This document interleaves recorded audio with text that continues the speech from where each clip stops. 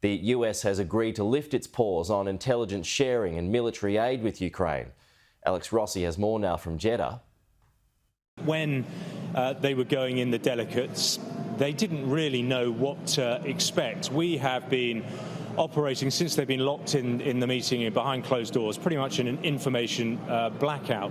No reference to any press conferences, no references initially that there would be a joint statement, because I think none of them really knew how they were going to get on inside that meeting. And look outside now, it's dark here. They started around midday, so it's gone on for many hours. There was no indication even how long it would last, whether or not they'd be able to sit down and talk and be able to get through some of these very difficult details at all. But we were, the sense that we've got in the last couple of hours before this joint statement was issued is the mood music was very positive, described as a very constructive meeting, and there's certainly movement on some of the concerns that both sides had.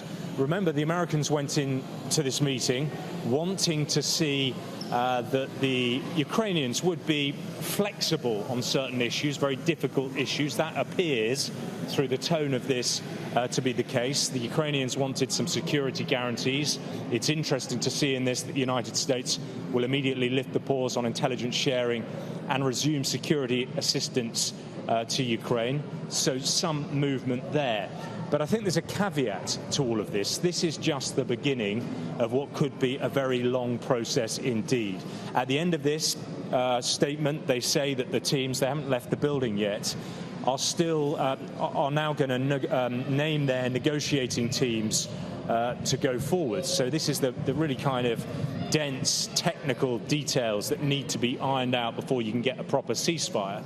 I think the interesting takeaway from all of this, though, Mark, is this 30-day interim ceasefire, which could be extended by mutual agreement. But as you were pointing out, that, of course, needs to be agreed by the Russians. And at the moment, we have no idea yet how that will be received in Moscow.